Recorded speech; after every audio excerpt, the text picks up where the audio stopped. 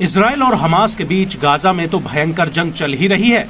उधर इजराइल के Lebanon border पर लेबनान का आतंकी संगठन हिजबुल्ला इजरायली सेना का गाजा से ध्यान हटाने के लिए लगातार हमले कर रहा है, जिसके जवाब में इजराइल ने भी हिजबुल्ला के ठिकानों पर मिसाइल और ड्रोन हमले किए हैं। लेकिन अब हिजबुल्ला ने फिर से अपने हमलों की तादाद को बढ़ाते हुए 30 से ज्यादा रॉकेट और मिसाइल हमले किए हैं।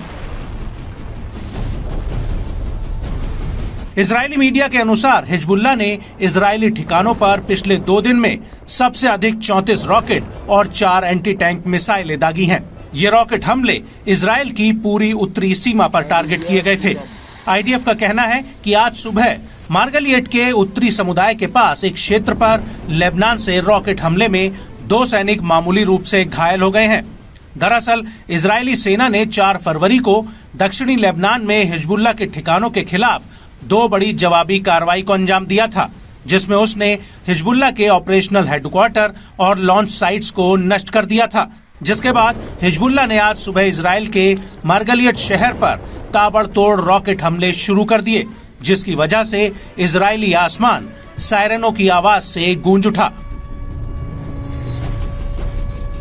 हिजबुल्ला के ठिकानों पर इजरायली सेना के द्वारा 4 फरवरी को किए गए हमलों के बाद आईडीएफ के प्रवक्ता डेनियल हैगरी ने कहा, So far, we have struck more than 150 terrorist cells and eliminated over 200 terrorists and commanders in southern Lebanon.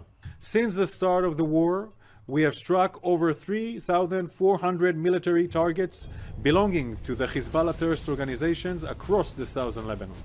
पिछले 1 हफ्ते से इजरायल और हिजबुल्ला के बीच हमले काफी बढ़ गए हैं। इजरायली सेना के टैंक्स भी लगातार लेबनान बॉर्डर पर हमले कर रहे हैं। उधर हिजबुल्ला भी पीछे हटने का नाम नहीं ले रहा और लगातार इजरायल पर रॉकेट और मिसाइल हमले कर रहा है।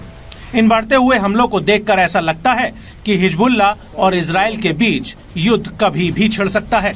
हालांकि अमेरिका शुरू से ही इजरायल को हिजबुल्ला के साथ सीधे टकराव से बचने के लिए आगाह करता आया है।